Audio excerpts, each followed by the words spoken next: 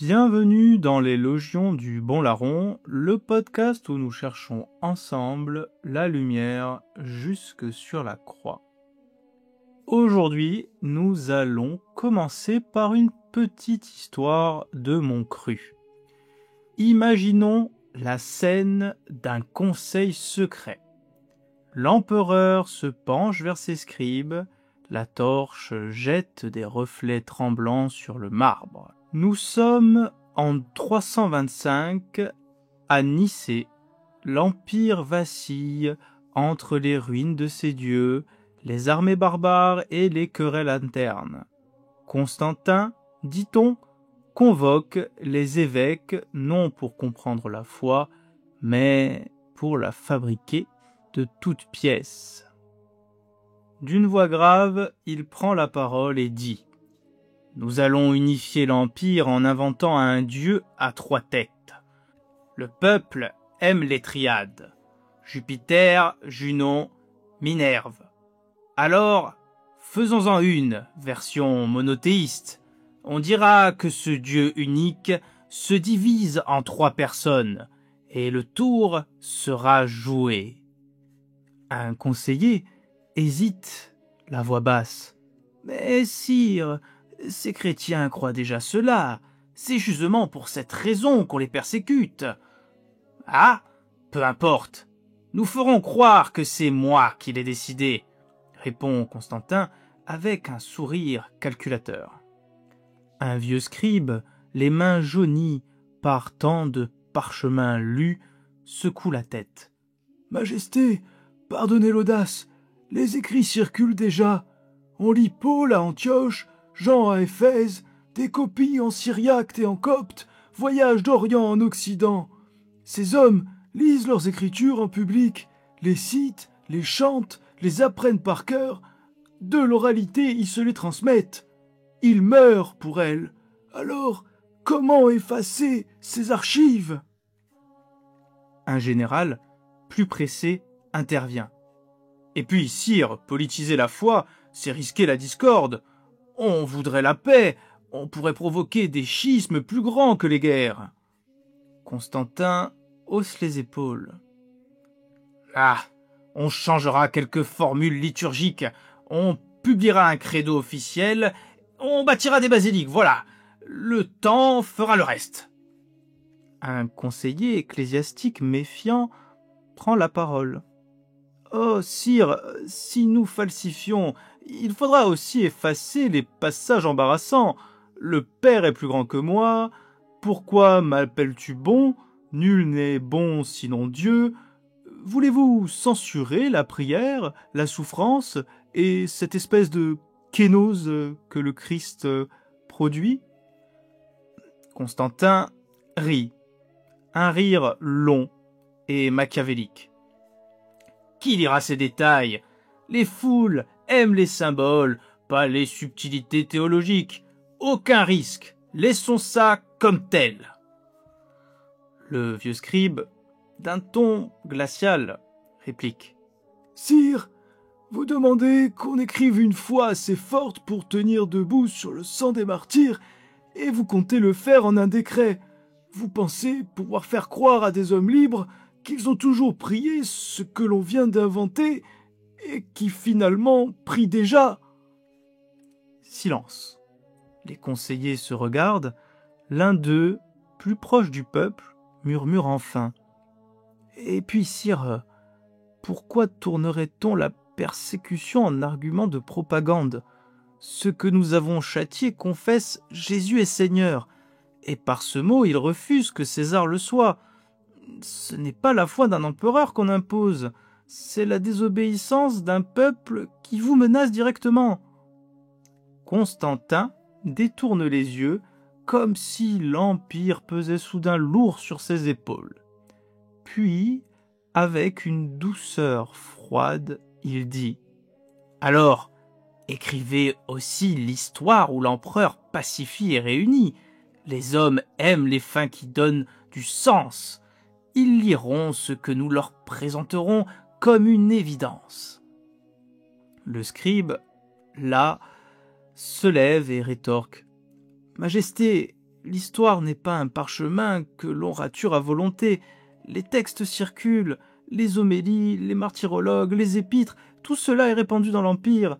On ne supprime pas 10 000 copies sans que quelqu'un en parle. Et surtout, on ne fait pas plier la foi d'hommes prêts à mourir pour elle. Et puis, les copies, les versions circulent bien au-delà de l'Empire. Et notre Empire est déjà dans le mal. Comment pourrions-nous faire ? Un souffle parcourt la salle. Constantin, malgré son pouvoir, reste seul face à l'évidence qui le dépasse. La foi se transmet par des cœurs et des vies, pas par un édit impérial.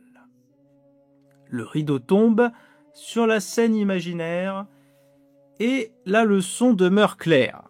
L'idée que Constantin inventa la foi chrétienne exige d'admettre une suite d'impossibilités logiques et humaines. Si l'on veut croire ce conte, il faut aussi croire toutes les incohérences historiques, anthropologiques et même juste à ce stade logiques. On tombe dans l'absurde pour nier une évidence qui peut-être nous déplaît. Après cette scène imaginaire, posons calmement les faits. Le christianisme du IVe siècle ne sort pas d'un vide. Il s'appuie sur deux réalités très concrètes qui rendent l'hypothèse d'une fabrication impériale tout simplement impossible. Déjà, une foi attestée bien avant Nicée. En effet, les confessions fondamentales du christianisme, la divinité du Christ, son culte, la prière au Fils, l'invocation de l'Esprit Saint, se retrouvent déjà dans les écrits des pères apostoliques du IIe siècle et avant. Ignace d'Antioche, vers 110, parle de Jésus-Christ comme notre Dieu. Justin Martyr, milieu du IIe siècle, lit le Verbe comme réalité éternelle. Irénée, fin du IIe siècle, défend la foi du Père, du Fils et de l'Esprit Saint contre les hérésies. Ces témoins sont antérieurs à plusieurs générations à Constantin.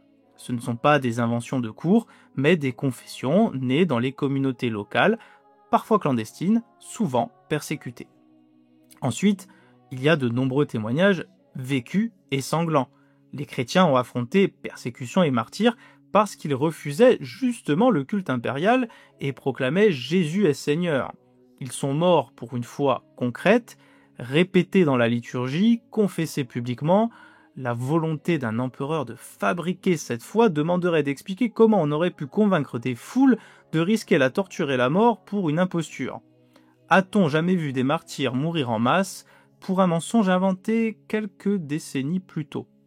La diffusion matérielle des textes, enfin, au IIe, IIIe siècle, les évangiles et les lettres de Paul circulent déjà en copie dans tout le bassin méditerranéen, grec, syriaque, copte, latin, des papyrus très anciens, fragments johanniques, papyri évangéliques, attestent de la large diffusion des textes dès le début du IIe siècle.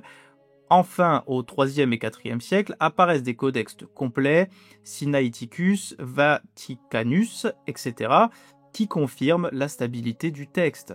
Pour falsifier durablement, il aurait fallu ratisser, détruire ou modifier des milliers de copies dispersées dans des communautés autonomes et souvent hostiles à l'autorité impériale, voire carrément hors de sa juridiction.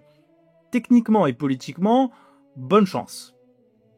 Les églises locales d'Antioche, Alexandrie, Rome, Éphèse avaient leurs propres évêques, leurs propres usages, et pourtant une foi commune. Le rôle des conciles n'a pas été d'introduire de nouveaux dogmes, sortis d'un cabinet impérial, mais de définir et d'articuler ce que les communautés confessionnelles vivaient déjà face à une hérésie qui mettait en péril l'unité de la foi. Par exemple, l'arianisme. Le concile de Nicée a rassemblé plus de 300 évêques pour clarifier cela, pas pour inventer quelque chose du néant, comme certains le prétendent. Si l'objectif de Constantin avait été de flatter les païens et de pacifier Rome en créant une religion sur mesure, il aurait choisi des formules compatibles avec la divinisation impériale. Or, la foi chrétienne revendiquait précisément l'exclusivité de la seigneurie au Christ, ce qui s'opposait directement au culte impérial. Plutôt que d'apaiser les tensions, Imposer la Trinité aurait été un choix qui renforçait l'indistinction entre les chrétiens et l'idéologie impériale, justement. L'idée qu'un empereur rendrait officielle la doctrine, même qui avait justifié les persécutions, est historiquement contre-intuitive. En bref, la somme des preuves textuelles, liturgiques, matérielles et humaines rend une invention constante et centralisée hautement improbable. On peut admettre, bien entendu, des calculs politiques qui aient pu jouer dans la convocation et la médiation impériale. Le christianisme prenait du terrain, il fallait le gérer. Mais on ne peut raisonnablement admettre qu'un empereur ait réussi seul à créer une foi cohérente et séculaire que des dizaines de générations ont vécu, transmises et, au besoin, versées avec leur sang. Et pourtant, il reste un malentendu encore plus profond à tout cela. Un soupçon qui ne porte même plus sur les empereurs ni sur les conciles, mais sur la parole elle-même. Certains disent « Cette trinité, c'est une invention grecque, une idée philosophique plaquée sur la foi d'Israël.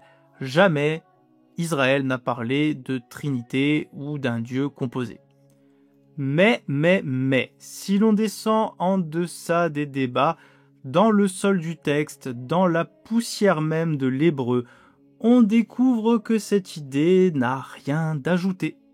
Elle est déjà là, cachée dans les mots, comme un feu sous la cendre. Le Dieu que les apôtres ont confessé n'est pas un autre que celui d'Abraham, d'Isaac et de Jacob. C'est le même Dieu, mais révélé plus loin, comme l'aube qui dévoile ce que la nuit contenait déjà. Et le mot qui ouvre toute la foi d'Israël, Echad, le Seigneur est un, porte en lui ce mystère d'unité vivante, d'unité relationnelle que même les plus grands rabbins, de Maïmonide à Rachi, ont peiné à cerner sans le réduire. Vous en doutez ? Eh bien, suivez-moi jusqu'au bout de ce podcast par curiosité et honnêteté intellectuelle pour vous faire votre avis. Le Dieu de la Bible n'est pas un solitaire enfermé dans son ciel. Il est un Dieu qui parle, qui souffle, qui crée de la relation. Il est relation. Et c'est là, dès la Genèse, dans ce mot « Echad », un, mais pas seul et isolé, que la révélation trinitaire trouve sa racine. Quand on parle du mot « Echad », tout semble simple. Beaucoup aiment aller chercher dans un dictionnaire hébreu, directement sur Internet, tant qu'à faire, pour en conclure que le mot peut, selon le contexte, peut signifier soit une unité complexe, soit unicité. Déjà, il faudrait questionner ce que signifie unicité. En un sens, il est vrai que l'on peut désigner par là une unité, un tout. Mais ce que ces gens oublient, ou feignent d'oublier, c'est que l'hébreu biblique n'est pas une langue de technocrates modernes. C'est une langue d'images, de relations, de chair et d'esprit mêlés. Bref, c'est une langue sacrée, une langue racine au même titre que le sanskrit. Elle ne dit donc pas seulement ce qui est, mais ce qui vit. Ainsi, Echad ne désigne pas une solitude, mais une unité vivante, souvent formée de plusieurs éléments rassemblés. Dans la Genèse 2, 24, il est dit « L'homme et la femme deviendront une seule chair. Bassar Echad. » L'unité n'efface pas la dualité, elle la fait communier. Dans Ézéchiel 37, 17, Dieu demande au prophète d'unir deux bâtons, joins-les l'un à l'autre, qu'ils soient un seul bâton, Echad. Ici encore, Echad ne nie pas la multiplicité, il réunit. Et c'est ce même mot que l'on trouve dans le schéma Israël. Écoute, Israël, le Seigneur notre Dieu, le Seigneur est Echad. Deutéronome 6, 4. Ce n'est donc pas une unité fermée, exclusive, mais une unité d'essence, un mystère de relation et de plénitude. Or, ceux qui prétendent que Echad signifierait une unicité absolue oublient qu'il existe bel et bien en hébreu un mot qui désigne précisément cela, Yachid. Ce mot signifie seul, isolé, unique au sens exclusif. Ce qui est fascinant, c'est qu'il n'est jamais, mais alors jamais utilisé pour Dieu dans toute la Bible. Jamais. Et Dieu sait qu'elle est longue, cette Bible. Ce n'est pas un hasard linguistique, mais un choix théologique. Les rédacteurs inspirés auraient pu écrire « Écoute Israël, le Seigneur notre Dieu, le Seigneur est Yachid », mais ils ne l'ont pas fait. Alors, il faut bien tirer la conclusion logique. Si Dieu avait voulu que l'on comprenne comme une unicité solitaire, il aurait choisi ce mot. Ne pas le faire, tout en employant Echad, c'est déjà une révélation en soi. C'est dire que son unité n'est pas celle d'un monolithe, mais d'une communion. Et c'est là que les détracteurs du christianisme tombent dans une contradiction flagrante quand on leur met ce détail sous le nez. Car en insistant pour réduire Echad à unicité absolue, ils se placent devant une alternative impossible. Soit Dieu, dans la Torah, aurait mal choisi ses mots, ce qui revient à dire qu'il est illettré, ou alors, pire, il a volontairement voulu tromper les hommes, ce qui contredirait l'idée même de sa perfection. Autrement dit, leur propre lecture les conduit à nier la sagesse de Dieu au nom de leur logique et de leur projection. Mais la foi biblique n'est pas une logique humaine, c'est une révélation divine progressive qui dépasse la raison sans jamais la contredire. Ainsi le mot Echad, dès la Genèse, porte déjà en germe la possibilité trinitaire, une unité d'amour, une unité vivante, une unité féconde. Et loin d'être une invention tardive, c'est cette unité-là que le Christ viendra manifester, non contredire. Le Père et moi, nous sommes un. Jean 10:30. Le mot grec utilisé ici, hen, est neutre. Il exprime l'unité d'essence, pas d'identité personnelle. C'est la même logique, la même cohérence que celle du Echad deutéronomique. Autrement dit, la Trinité ne vient pas violer la foi d'Israël, elle en est l'accomplissement caché depuis le commencement et révélé par le Christ. Mais admettons, pour la discussion, que l'on veuille à tout prix soutenir la possibilité qu'il y en ait deux. Que Echad puisse, dans l'absolu, désigner à la fois une unité ouverte, donc une unité vivante, relationnelle, et une unité fermée, isolée. Admettons-le, même si la deuxième option n'apparaît jamais dans la Bible. Et c'est bien là tout le point. Si l'hébreu voulait désigner une unité fermée, il disposait d'un mot pour cela, Yachid, qui signifie seul, unique, isolé, nous le rappelons. Or, ce mot, nous l'avons déjà dit, malgré la longueur de la Torah et des prophètes, n'est jamais employé pour Dieu. Et c'est une donnée philologique majeure. Le texte inspiré fait un choix conscient. Le mot Echad utilisé pour Dieu exprime une unité vivante, mais même en admettant que Echad puisse désigner une unité absolue, il faut vraiment en tirer les conséquences. Cela n'annule pas la possibilité trinitaire. Au contraire, cela la rend encore plus plausible, puisqu'on reconnaît au moins qu'il existe une ouverture linguistique et conceptuelle dans le texte hébraïque lui-même. Il y avait donc dès l'origine la place pour comprendre Dieu comme un, tout en admettant une pluralité en son sein. Et si vous vous souvenez de la petite histoire avec notre empereur Constantin au début du podcast, vous n'aurez pas trop de mal à faire le lien tout seul ici. Et c'est là que l'argument des sceptiques s'effondre.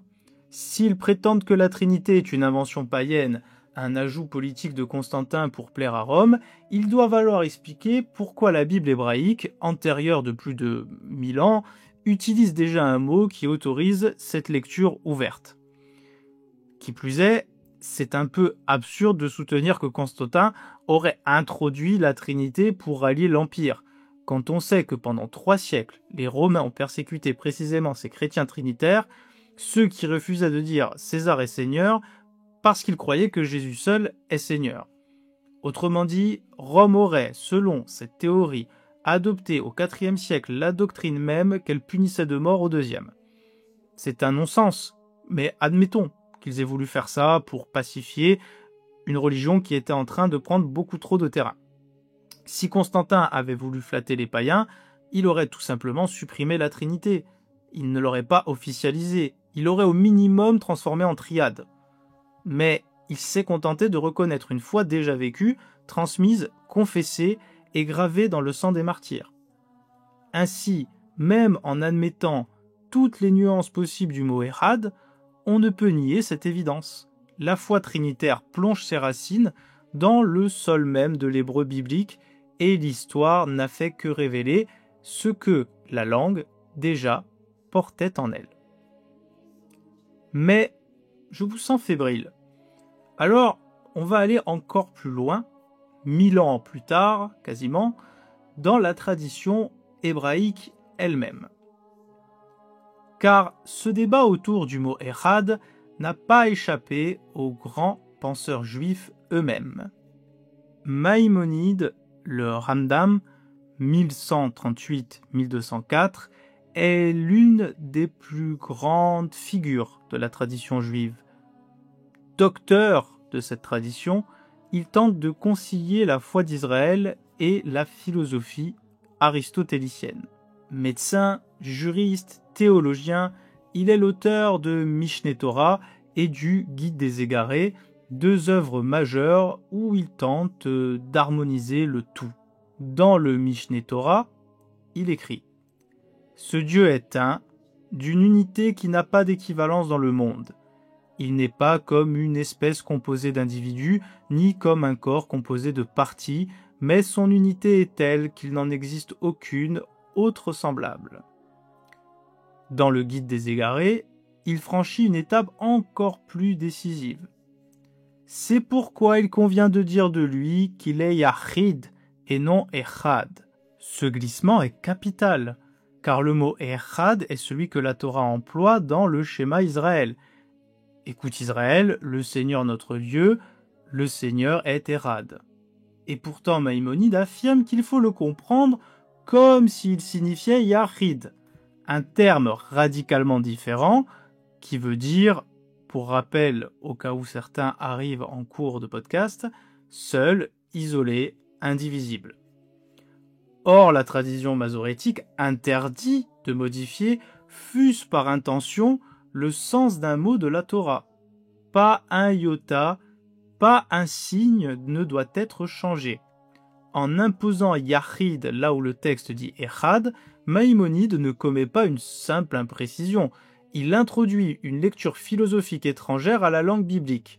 Ce faisant, il rompt avec la théologie relationnelle du texte hébreu pour défendre un Dieu purement abstrait, un premier moteur immobile à la manière d'Aristote. Et il faut le dire clairement, même s'il ne mentionne jamais explicitement la Trinité, tout lecteur attentif comprend que c'est bien pour s'en prémunir qu'il écrit cela. Maïmonide sait que Echad, dans sa richesse sémantique, laisse ouverte la possibilité d'une unité vivante, d'un Dieu en relation. Il perçoit le danger, à ses yeux, d'une lecture qui pourrait admettre, dans la nature divine, une pluralité de visages sans division d'essence. C'est précisément ce que confesse le christianisme trinitaire. Ainsi, en voulant préserver Dieu de toute composition, Maïmonide referme ce que la révélation avait laissé ouvert. Il clôt le mot Echad sur lui-même, là où le texte biblique respirait déjà une unité d'amour, d'alliance et de vie. Et c'est ce paradoxe qu'il nous lègue. Pour défendre la transcendance divine, il en vient à nier sa profondeur. Pour sauver Dieu de la complexité, il lui retire la relation. Mais le Dieu vivant n'est pas celui qu'on isole, ni même qu'on choisit. C'est celui qui parle, souffle, crée, et qui, dès la Genèse, disait « Faisons l'homme à notre image », et surtout, je suis qui je suis, pas je suis qui Maïmonide ou je ne sais quel sceptique ou coraniste a décidé de me faire être. Mais allons encore plus loin, car le mot Echad ne parle pas seulement de Dieu, nous l'avons dit, il parle aussi de nous. Car si nous avons été créés à son image, alors notre unité à nous aussi doit être vivante, non solitaire. Le monde moderne, et même celui ancien, aime confondre unité et uniformité. Il veut tout ramener à un même moule, la pensée unique, la morale unique, la vérité plate. Mais l'unité de Dieu, elle, n'est pas cela. Elle est communion sans confusion, elle est diversité tenue dans l'amour. C'est ce que le Christ prie pour nous au soir de sa passion. Père, qu'il soit un comme toi et moi, nous sommes un. Jean 17, 21. Cette prière n'est pas un vœu pieux, c'est le cœur même de la révélation, car la Trinité n'est pas un concept réservé à Dieu, c'est la vocation de l'homme.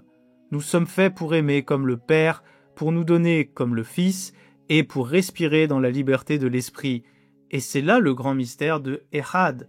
Il ne désigne pas seulement une vérité métaphysique, mais une forme d'existence au monde. L'unité véritable n'est pas celle du pouvoir, mais celle du don. Pas celle de la fusion, mais de la relation. Pas celle du contrôle, mais de la confiance. Quand Jésus dit « Mon royaume n'est pas de ce monde », Jean 18, 36, il ne parle pas d'un ailleurs abstrait. Il parle d'un autre mode d'être, d'une unité qui ne s'impose pas, mais qui se reçoit. Là où les empires bâtissent leur unité sur la peur, le Christ la bâtit sur la croix. Et c'est pourquoi la foi chrétienne ne peut pas être une simple doctrine. Elle est un appel à participer à cette unité vivante. La Trinité n'est pas seulement un mystère à contempler, c'est une vie à imiter. Car si Dieu est amour, alors chaque relation humaine, chaque pardon, chaque lien restauré devient une petite épiphanie du Echad originel. Le Echad n'est pas un mot du passé, il traverse toute l'histoire, toute la création, toute l'Église. Il est dans le souffle des psaumes, dans la fraternité des saints, dans l'Eucharistie partagée. Chaque fois qu'un homme aime, il se donne, qu'il choisit la paix plutôt que la division, le Echad de Dieu se reflète dans sa chair. Le monde, lui, continue de diviser comme il a divisé et divisera encore. Mais le Christ, à travers ses disciples, continue d'unir. Et c'est cela, au fond, le secret du bon larron. Dans l'instant où tout semble perdu, il reconnaît l'unité que le monde refuse. Il regarde le crucifié et dit « Souviens-toi de moi quand tu viendras dans ton royaume ». Luc 23, 42. Et Jésus lui répond « Aujourd'hui, tu seras avec moi dans le paradis ». C'est là, suspendu entre ciel et terre, que s'accomplit le Echad parfait. L'homme réconcilié avec Dieu, le Fils uni au Père, le monde rouvert à l'amour. Le Echad du Deutéronome devient alors le nous du royaume, et l'histoire tout entière, depuis la Genèse jusqu'à la croix, se révèle pour ce qu'elle est, l'histoire d'un Dieu qui voulait simplement que tout ce qui existe soit un, non dans la solitude, non dans la dilution, mais dans la lumière, dans sa lumière. Et voilà, frères et sœurs, amis du mystère, tout partait d'un mot, Echad. Un mot si simple, si petit, qu'il tient dans un souffle, et pourtant si vaste qu'il contient tout l'univers. Ce mot disait déjà ce que la croix viendrait révéler, Dieu est un, mais il n'est pas seul. Il est relation, souffle, amour. Et c'est pour cela qu'en nous, malgré la distance, il y a toujours ce désir d'unité, ce besoin d'être relié, pardonné, rassemblé. Le Echad de la Torah n'était pas un mur, mais une porte. Et cette porte, le Christ l'a franchie pour que dans la chair même du monde, l'unité de Dieu devienne visible. Alors, oui, nous ne comprendrons jamais pleinement la Trinité parce qu'elle ne s'explique pas. Elle se vit, elle se goûte dans le pardon, dans la prière, dans ce oui silencieux qui nous relie à un plus grand que nous. Et si le bon larron fut le premier à entrer dans ce royaume, c'est parce qu'au dernier instant, il a reconnu l'unité parfaite entre la justice et la miséricorde, entre la douleur et la gloire, entre l'homme et Dieu. C'est cela, le Echad. Non pas un concept, mais une communion. Non pas une théorie, mais un amour qui est plus fort que la mort et qui ne meurt jamais. Bienvenue dans cette unité vivante, celle du Dieu unique, du Dieu d'Abraham, d'Isaac, de Jacob et du Christ. Du Dieu qui fait de nos fractures le lieu même où sa lumière peut entrer pour nous donner la vie en abondance, la vie éternelle, sa vie. C'était les Logions du Bon Larron. Continuons de chercher ensemble la lumière jusque sur la croix.